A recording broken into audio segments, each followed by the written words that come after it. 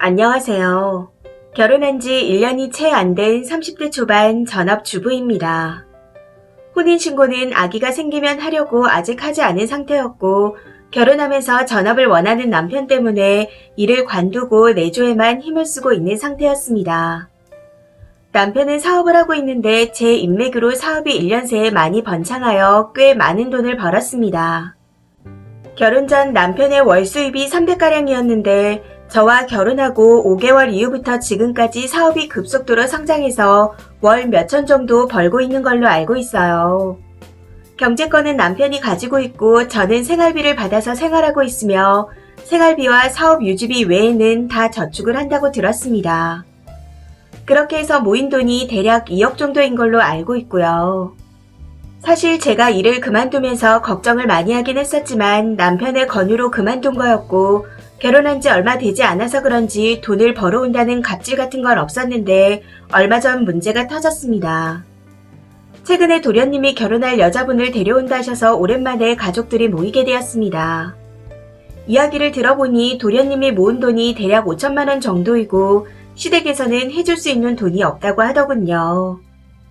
여자분의 집도 그다지 잘 사는 편이 아니라 해줄 수 있는 돈이 얼마 되지 않는다고 하는데 그 이야기를 들으면서 조금 걱정이 됐습니다. 다들 아시겠지만 결혼할 때 들어가는 돈이 적은 편이 아니잖아요. 이것저것 다 생략한다고 하더라도 요즘 집을 구하는 데 들어가는 돈이 어마어마하니까요. 그런데 식사를 하다가 갑자기 시어머니께서 남편에게 네가 땡땡이 신혼집을 해줘라. 형이 그 정도는 해줄 수 있지. 하고 미안한 내색 하나 없이 너무나 당당하게 말씀하시는 겁니다. 남편은 그 말에 당연하지 라고 하더라고요. 너무 어이가 없었지만 시부모님께서 계셔서 대놓고 말할 수는 없는 상황이라 집으로 와서 동생 집을 해준다니 그게 무슨 소리야? 하고 따졌습니다. 그랬더니 남편이 우리는 또 벌면 되니까 전세금으로 보태줄 거야. 저금해놓은 2억을 주면 될 것 같아. 하며 말하는 겁니다. 요즘 서울에 전세집이라도 얻으려면 2억 5천이 있어도 부족할 거다 하면서요. 사실 돈도 문제였지만 저와 상의도 없이 어른들이 계신 앞에서 그렇게 말을 한 게 너무 괘씸해서 그게 자기 돈이야? 상의 없이 그렇게 마음대로 처리하는 건 아니잖아. 하고 다시 따졌더니 자기가 번 돈으로 동생이 결혼하는데 이 정도도 못해주냐며 화를 내는데 너무 어이가 없었습니다.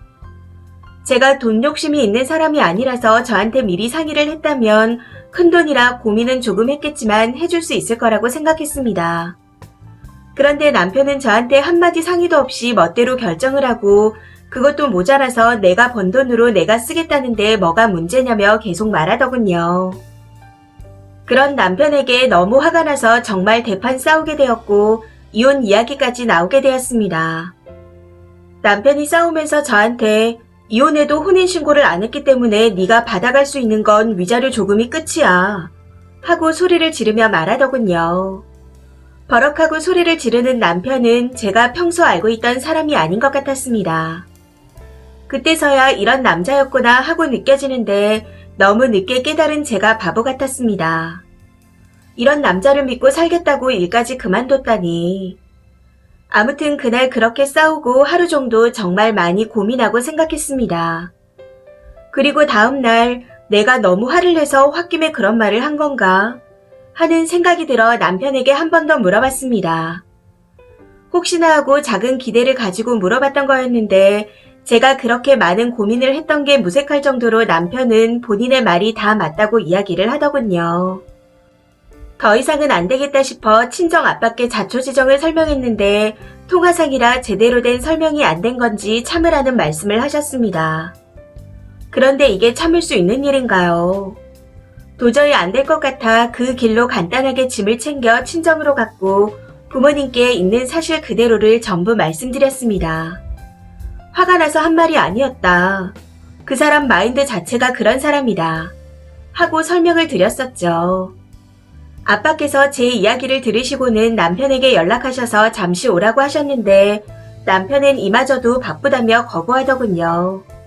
그러면서 모든 게 다 땡땡이 잘못이다.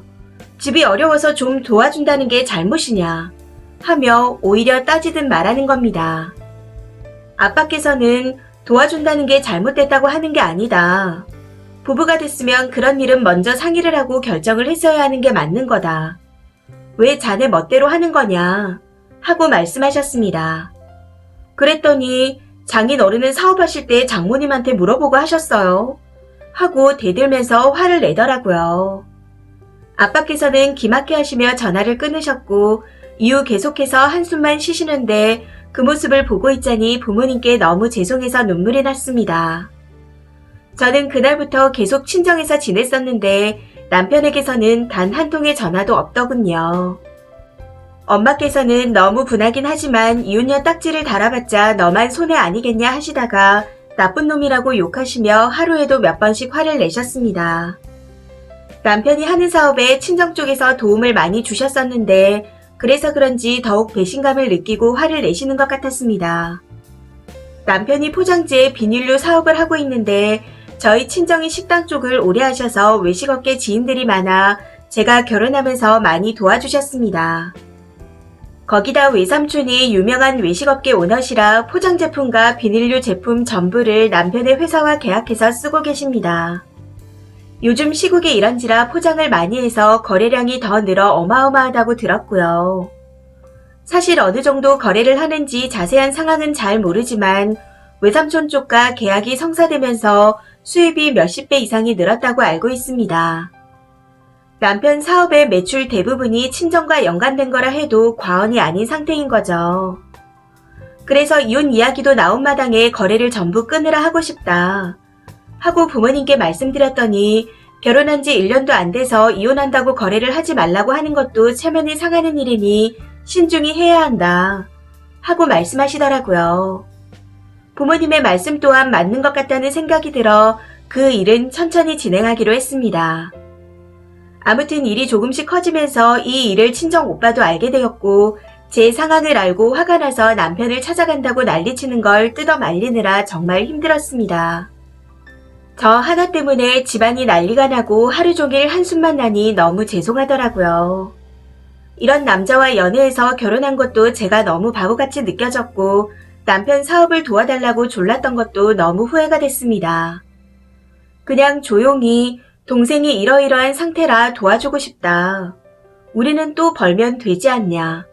하고 한마디만 해줬어도 이런 일은 없었을 건데 하는 생각이 들어 남편이 너무 원망스러웠습니다. 그리고 남편의 숨겨놓은 본심을 알게 된 것 같아서 마음이 정말 답답하기도 했고요. 아무튼 그날 이후 며칠이 지나갔지만 남편 쪽에서는 아무런 연락이 없었고 저도 연락하지 않았습니다.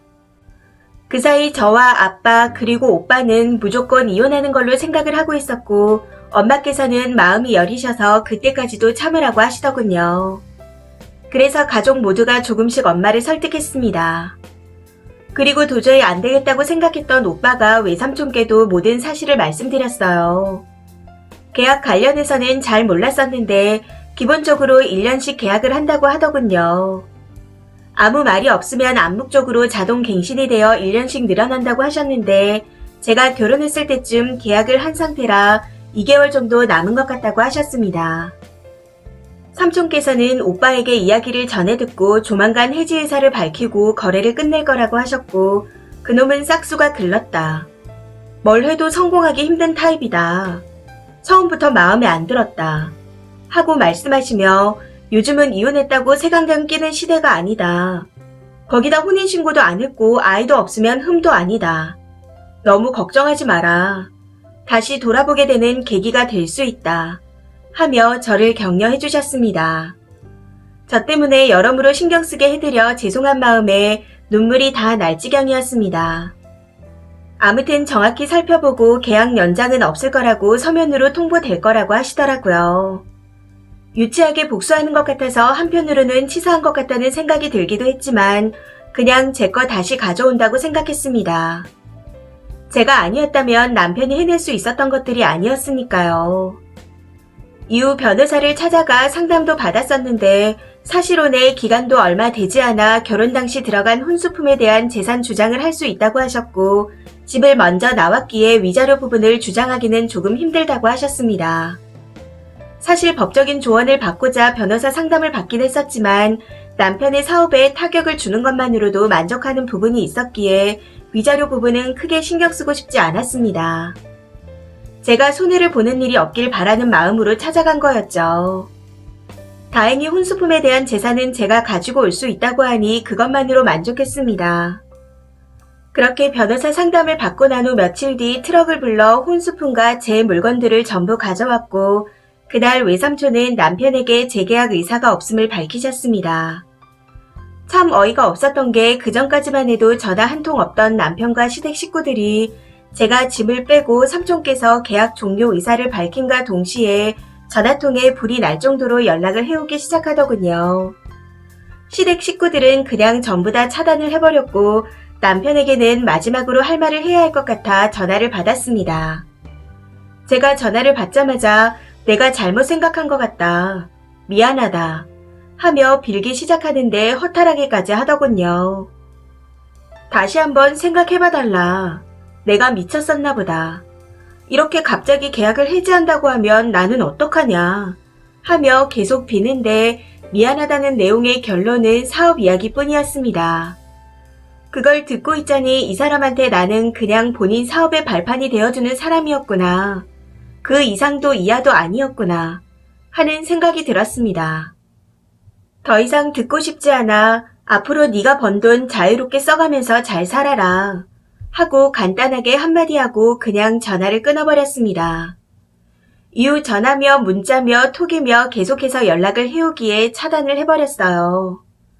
제 몸과 짐만 빠져나오면 끝나는 일이었구나 하고 허탈함이 느껴진과 동시에 혼인신고를 미뤄뒀던 게 정말 천운이었다 하고 생각하고 있습니다. 남편이 계속 혼인신고를 하자고 했었는데 제가 아이가 생기면 그때 하자고 미루고 있었거든요. 아무튼 이번 일로 인해 제 자신을 한 번 더 돌아보게 되었고 사람 보는 눈을 좀 더 키워야겠다 하고 절실하게 느끼게 되었습니다. 당분간은 친정에 있으며 마음을 추스리고 앞으로 어떻게 살아가야 할지 고민을 해보려고 합니다. 옮겨온 짐도 정리를 해야 하고 일자리도 다시 찾아야 하는 등 할 일이 많아 잡생각이 안 들 것 같아 다행이다 싶네요. 마지막으로 마음을 정리하는 기분으로 글을 썼는데 쓰고 나니 좀 후련한 것 같습니다. 긴 글 읽어주셔서 감사합니다. 댓글입니다. 첫 번째 댓글. 그 남편이란 사람 더 된통 당했으면 좋겠네요. 장인한테 말하는 뻔세가 아주 그냥 죽여줍니다. 시부모한테 똑같이 대응하지 않고 재활용 안 되는 쓰레기로 다시 반납하셨으니 잘하신 거예요. 지저분하고 길게 안 끌고 딱 잘라내는 거. 그게 제일 큰 복수입니다. 두 번째 댓글. 아주 잘하셨어요. 처음에는 읽으면서 어머니가 말리셨다기에 이혼 안 하는 줄 알고 조마조마했습니다. 아주 통쾌하네요. 전화를 차단하셨다 하니 내일부터 친정집으로 찾아올 수도 있을 것 같아요. 그놈이 아무리 빌어도 글러먹은 놈이니 절대 받아주지 마세요. 저런 놈이랑 살지 말고 앞으로는 더 좋은 남자를 만나시길 바랍니다. 세 번째 댓글. 서시로는 재산 분할 신청 안 되나요? 따지고 보면 님 덕분에 남편놈 사업이 번창했으니 그 부분에 대해 청구하면 되지 않을까요? 님이랑 결혼해서 님 외삼촌이 남편놈 회사랑 계약한 거잖아요. 변호사 상담 여기저기 해보시고 그놈 제대로 더 엿을 먹여주시길. 네 번째 댓글. 그러게 심보를 곱게 써야죠. 지가 최고인 줄 알고 육갑을 떨다가 이 사단이 난 겁니다. 속이 다 후련하네요. 진짜 미련한 남자라는 생각이 듭니다. 다섯 번째 댓글. 돈 앞에서 본성이 나타났네요. 월 수입 작다가 몇십 배로 늘어나니 자기가 잘해서 그렇게 된 줄 알고 깝친 듯 합니다. 막말로 수입이 늘어나서 호기로 시댁 식구 앞에서 그런 말 할 수 있어요. 자기가 돕는 게 당연하다고. 그런데 그 뒤에 님과 장인어른 장모님한테까지도 그러는 거 보면 노답입니다. 상의도 안 하고 먼저 그렇게 말해버린 건 미안하지만 우리는 또 벌면 되는데 도와주자 하고 설득하면 될 것을. 혼자 잘났다고 호기 부리다가 아주 망하게 생겼네요. 속이 다 시원합니다. 이 사연은 여기까지입니다. 시청해주셔서 감사합니다.